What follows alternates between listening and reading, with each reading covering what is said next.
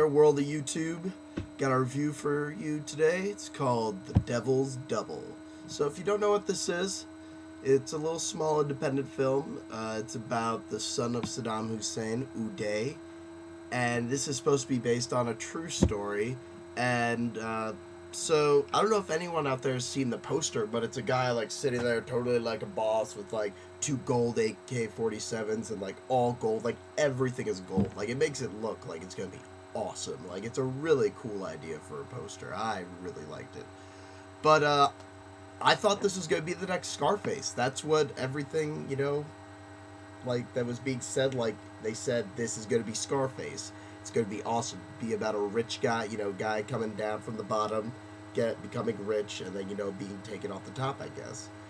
And this movie, it starts really strong. I thought Dominic Cooper, he was recently actually in Captain America, also, is really good in this. He sells that there's two different people. He sells that there's Uday Hussein, who is the crazy guy who sticks out his teeth like that, and is Saddam Hussein's son.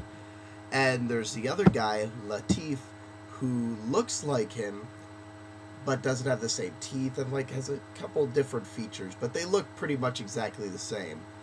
And he pulls off, there are definitely two different characters that he's playing.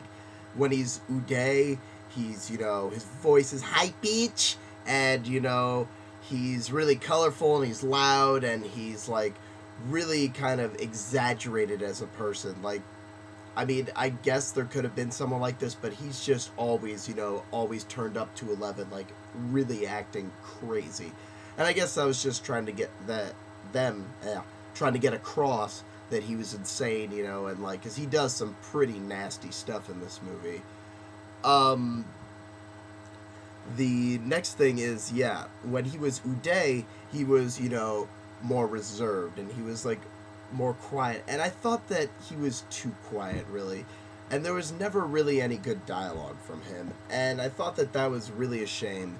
And I know that at first, he's quiet because he's scared, and that makes sense, and people could definitely argue that, but to go throughout the entire film where he's just a quiet character, that he, like, there are moments where he could have had like a back and forth with someone and they just looked at each other.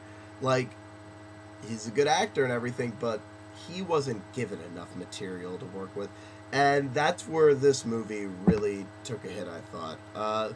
As it progressed, I thought it was okay. Like, I enjoyed it, but I was never really impressed by the film. It seemed like it was really going to pick up, every once in a while. Like, there's a part, like, where, Latif is impersonating, being the double for Uday, and he gives a speech about oil, and it's really intense, and it's loud, and I thought, I was like, it's a really subtle performance, like, trying to be both characters almost at the same time. It was pretty cool. But the thing is, apart from, that speech and a couple lines here and there, the dialogue is pretty poor in this movie, I realize. The love story in this movie that they try to bring in from, Uday's love interest, who Latif, they look the same, so she likes both of them. Who would have guessed? It felt forced, this love story, and it might have been because there was no real dialogue between the characters, and they would just be like, "Oh, I love you," and it just would never go from anywhere. And then they make reference to that, and I'm like, "Yeah, so how about that?" So you don't really talk at all, and then they just never go. They just don't talk to each other after about that. So, but that also might be connected that there's a girl in this movie whose acting is pretty poor. She's very attractive and she's pretty hot, but her acting was terrible. This had about an extra 20 to half hour to it, and it's not a good half hour. It's just like really boring. Like, it seemed like the movie should have ended, and that it's like, nope, didn't end here. They just kept going. And you're like, oh, okay. And I don't know, it's not really that it's bad, it's more that it's bland, I'll say. Like, it's just, this is a really great idea that could have achieved greatness, and it doesn't go there. It tries to be, too dark, I guess, and Some critics were, comparing this to a Grindhouse film, and I can see that now thinking about it, but it wasn't in the positive ways, if you will, of a Grindhouse film.